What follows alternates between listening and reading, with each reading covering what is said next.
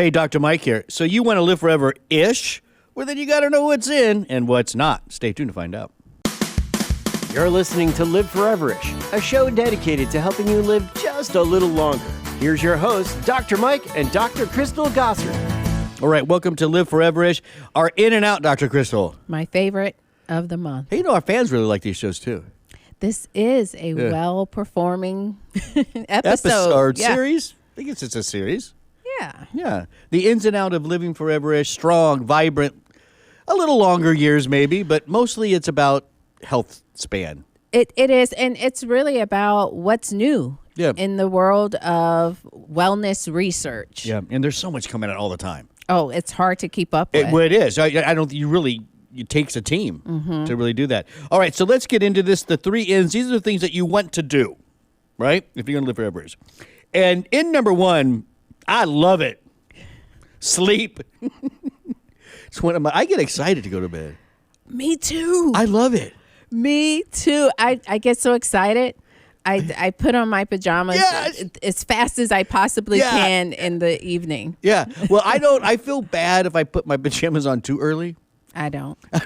No. I do. So I kind of have to wait. But once I hit, that time, I'm like, yeah. Oh, it's great. I love it. Well, okay. So we know sleep's important, right? We know that. What's going on now? We do know.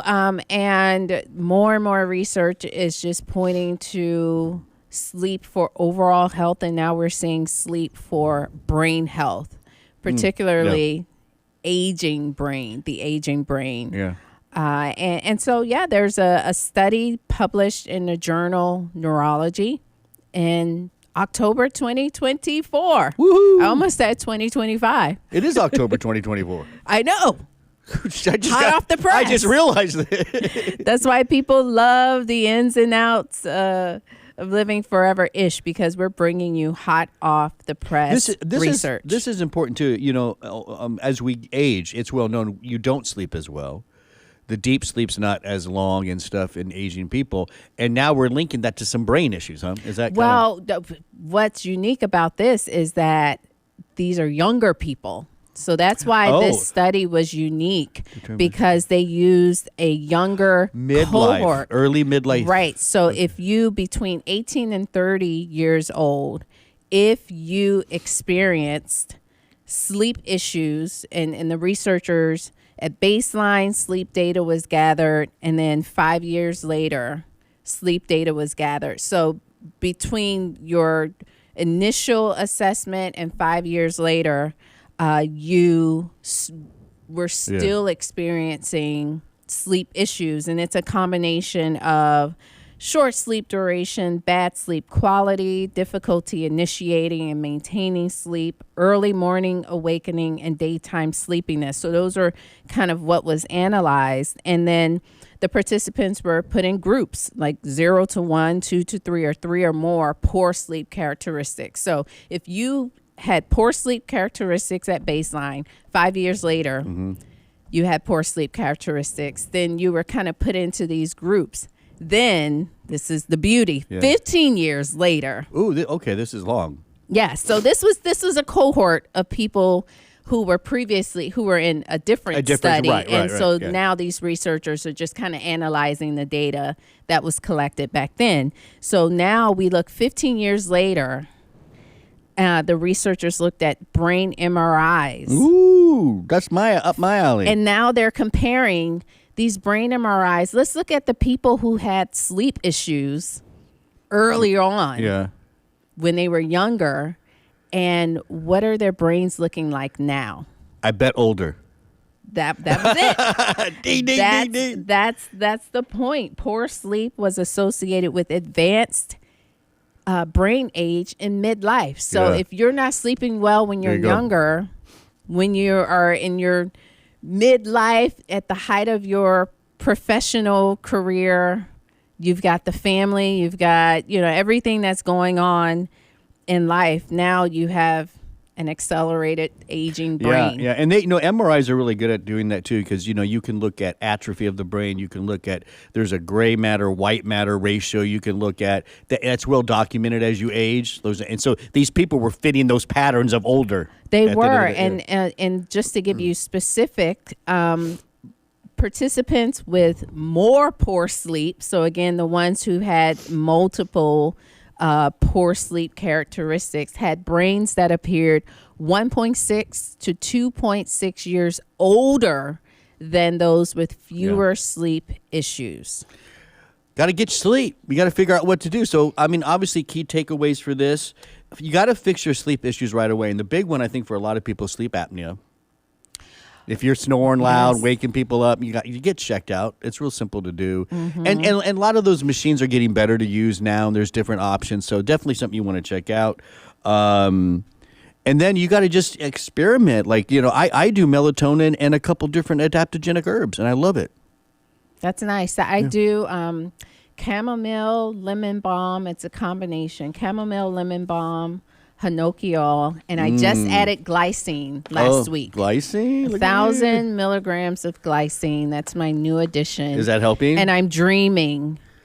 Good dreams? Good dreams, but I don't know if I'm remembering my dreams, so I don't know, but that's the latest update. Okay, well, that's good. I'm glad to hear that.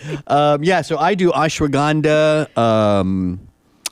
I think it's black cumin. Oh, yeah. And I do, now the ashwagandha I do is the sleepy one. It's the sleepy version. I mean, people always think of ashwagandha as maybe not a sleeping, but there's a version of it that is. Yeah, so it's the sleepy version. And then melatonin every night. Love it. That's a nice workup. I guess the point is, even if you're young, sometimes you feel like the next day, like if you're not sleeping well and you're younger, you are a little more resilient. So I don't think it impacts your day-to-day life. Just wait. But you just need to still ensure just wait. You address any sleep issues. So yeah, because let me tell you, you feel it when you get in your 50s. Sleep.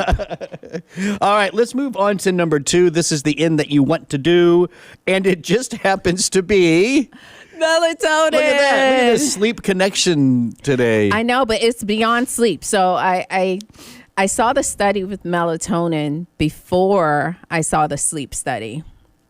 And it didn't have anything to do with sleep. So I was like, hey, we love melatonin, but now we're seeing that melatonin helps with the eyes, macular degeneration. Listen, I think it's been well established now that melatonin is a potent brain antioxidant, right? And so the eyes are basically an extension of the brain. So it all makes sense to me. So I'm glad they're looking at it. It makes perfect sense to me. So this was a June 2024. Sometimes when we see studies a few months back, we're like, old news, but not really, in the big scheme of things, it's. Nowadays, what is considered? I mean, I think most of the time, big institutions, I know Life Extension, Scientific Affairs, I think they go back about 4 years or something. 4 or 5 years is kind of. After that, years, though, it's their old. It's kind of considered older. Yeah. But it's a great connection between this anti-aging hormone and how it can help eye health. This is another study where the researchers assess data from a national database of electronic medical records. Now, let's just I know some people who are concerned about health security. These are de-identified health records, but know that your health records, when you de-identified, mean there's no identity to those records. It's like been retracted. It's just like a number or something.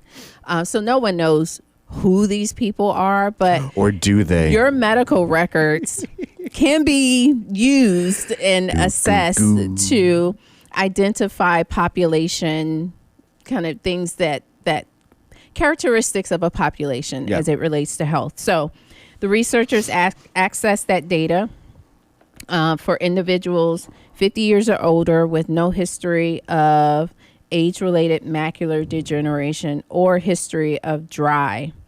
And then they looked at those records for codes when the doctor coded that the person was using melatonin in the health records. Okay.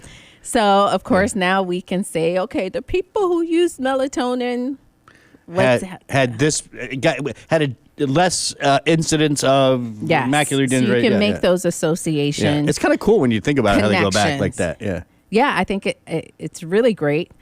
So among subjects who did not initially have age-related macular degeneration, those who used melatonin had a 58% lower risk of developing the disease through the year 2023 compared to the risk of those who did not use melatonin. Yeah, it says here it was when people, age 60 and older, melatonin use was associated with a 64% lower risk of developing macular degeneration. That's big. That's big. And a 62% lower risk of progression from dry to wet. Yeah. So, it's not just preventing the development, it's slowing the progression. Yeah. I think a little melatonin for, especially in the aging population is fantastic. Even if you don't have big sleep issues, maybe you're not going through the stages of sleep as well as you get older. So, a 1 milligram dose, maybe something like that of melatonin, that'll help, but you're really doing it for these added benefits. It's a strong antioxidant. Bone health. Yeah. Brain health. Isn't there even some anti-cancer research that was out there a few years ago? And really, when you think about the connection between synchronizing your clocks, your internal clocks, then you start looking at blood pressure management and blood sugar management and whole body. Great. All right, so get support. some melatonin. What is melatonin part of your nightly thing? I don't take melatonin. We say all that. I don't take melatonin. I take it occasionally. I take it when I feel like I'm about to get sick. Like if I feel like I'm catching a cold, I will take it for the immune boosting properties. And then, of course, time zone travel. Yeah. So I always have it on deck. I love it. I love that stuff. Okay, there you go. Melatonin. It's not just about sleep. And in this study, it's good for your eyes. Mm-hmm. All right, let's get on into number 3. This is for living forever-ish. And I'll tell you what, it's a vegetable that I loved as a kid. Rare, right, for a kid to like this? I just loved the texture, the crunch. Huh. Right? Watercress. Why? You don't like it? Well, here is the truth about it. I didn't grow up eating a lot of watercress. I mean, I still, it's not something that I include regularly in my diet, but after kind of prepping for this, I was like, what am I doing with my life? Why am I not eating watercress more? So in Southern California, where this is where I remember it. My mom was pretty healthy, right? I told you she was doing avocado toast in the 70s, and so I remember a lot of alfalfa sprouts and watercress salads. No, I like alfalfa sprouts. See, so yeah, I mean, and I don't really remember if I liked the raw. I just liked the crunch. I thought it was a cool, as a kid. It's kind of peppery, so I do like that aspect, which makes me think, why am I not eating more? Because I like how arugula is kind of peppery as well. But here's the big stat, first of all, for all of you listening. The CDC... the CDC. They're talking about watercress? Has a list called Powerhouse Fruits and Vegetables. And it rates the foods most strongly related with reducing the risk of chronic disease. Watercress tops the list. Highest nutrient density score of 100. Oh, see, that's... Okay, see, I read that as it was part of the top 100. You're saying it is number 1. Tops the list. Wow. Shocking, right? We got to get some watercress back in our diet. That's what I said, Doctor. I'm telling you, Dr. Mike. I haven't even seen it in the store. Are they even? Where is it? You read my mind. I was thinking, I don't see it in the stores. Am I not looking in the right places? So, hopefully you all can feel our excitement, because we all need to go out and eat some watercress. Well, here's why number 1. It has the greatest bioavailability of 17 different key nutrients, including protein, calcium, iron, vitamins A, B6, B12, C, D, E, K, and I mean, it's basically all right there. Right? I know. And it's also, I know it's hydrating food too. Watercress has a good water content as well, so it's hydrating food, which is great. When compared to 12 other cruciferous vegetables, watercress was found to be one of the highest in phenols. That's just good compounds for you.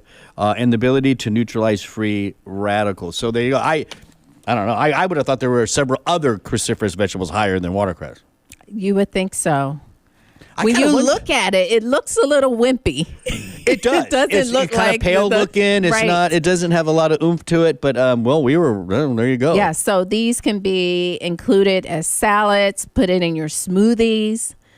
Use it instead of regular lettuce on your sandwiches. It's great in the salads because it has like a crunch. Yeah. Like instead of croutons, you can do watercress. Much better for you. I kind of want some watercress now. Yay! That means our job has been done. Well, for me. When we convince ourselves that we need it. I'm going to do it. There's even some DNA protection. I don't, for time's sake, I don't think we're going to dive into all this, but I mean, it is a cruciferous vegetable, right? So you know it's going to be good for detox, DNA protection, all that kind of stuff. The same thing the other cruciferous vegetables are good for. Liver protection. Yeah. Love it. I'm doing it. All right. Oh, watercress for lunch. I'm kind of thinking about my the salad in the 70s, alfalfa sprouts and watercress. Oh, reinvent it. That'd be great. Okay. Moving on. We're going to talk about what's out. This is what you don't want. But we're doing it a little differently this time, I see, and I like it. What we're doing with this one is we're going to say what you don't want, but then we're going to help you not have it. Right. Right? Or manage it better. We're going to offer some solutions, Sometimes with the outs, they're just out, It's like they stop smoking. But we still got to then, okay, call this number, get some help, talk to these. Right. We don't want to just leave you hanging. We don't want to just say, stop smoking, right?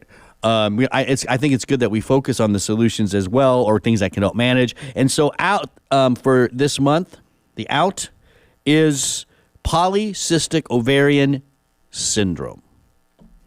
Yes, and we did a whole podcast with Dr. E on PCOS. That's right. Dr. E was on. So, you can, if you want a deep dive into PCOS. That was a deep dive. It was a deep dive. You can find that podcast with Dr. Efrat Lamondre. Yeah. You remember the nose kid. But this is just a preview of what's new. Some new research published April 2024. We know that PCOS is more common than, I think it's not getting enough shine, but it's common enough. Impacts a woman's reproductive, metabolic, mental health, including sleep. Yeah. And it's very challenging. And most women end up on like spirulactone and metformin. Yeah. Well, because it's well established now it's an insulin issue, right? Insulin resistance is high in women with the syndrome. So treating that is really the focus. Right. Well, and we have some stats, of course, we always do. Hyperinsulinemia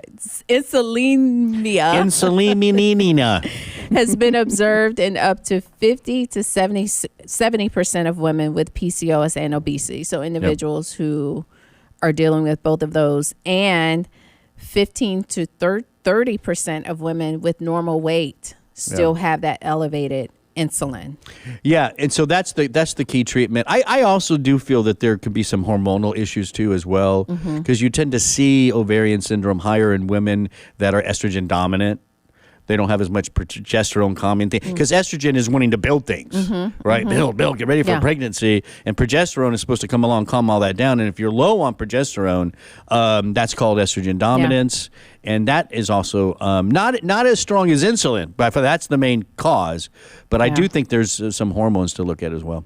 For sure. But when you're looking at solutions, there's a study with Alpha-Lipoic acid. Yeah. So tell us about one of my favorites. Oh, another one from 2024.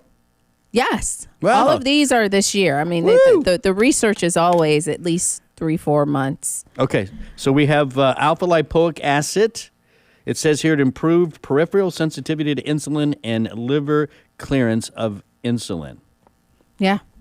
And that's what you want. You want the liver doing its job, clearing that insulin, and you also want the cells to respond to that insulin. So that's what your insulin sensitivity is. If there's glucose present in the bloodstream, then insulin sends the message, knocks on the door of the cell, and says, hey, there's some glucose here, let it in. And some cells aren't responding. Yeah. So you want that cell to be more sensitive to that message that's coming in from insulin. And all of that is going to bring blood sugar down and help to manage your PCOS. That's great. What do you think about the form of lipoic acid here? You know, the alpha-lipoic acid, you find personally that it does a great job with managing the blood sugar. Now, there's the R-lipoic acid. Right. Which that claim to fame is it's more active, right? It's that active. Alpha is a mix. Alpha is a mix, 50-50, 50 inactive, 50 active. But and then the R is that active form. Active. So you would think that would be better, but you've seen stuff where alpha maybe... Alpha still is doing the job, even though like you may have to take double the amount. It still gets the job done. Yeah. This is great. So right there, polycystic ovarian syndrome, a very serious condition for a lot of women.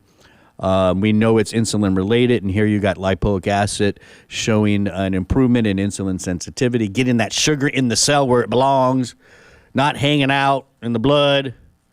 So love it. Simple solution, right? I think so. I think, what did they do here? What was it? 400 milligrams daily of alpha-lipoic acid for 12 weeks. Yeah. Woo! There you go.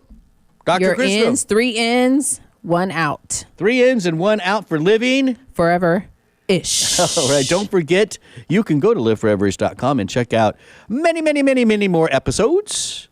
When you do that, please download, like, and share. And, of course, subscribe so you never miss a show. Then also our sponsor, Life Extension, wants to say thank you. So if you go to lifeextension.com, shop around, check out with the discount code podcast, and you'll get 10% off $50 or more plus free shipping and handling. That's podcast at lifeextension.com. I'm Dr. Mike. That's Dr. Crystal. Thanks for listening.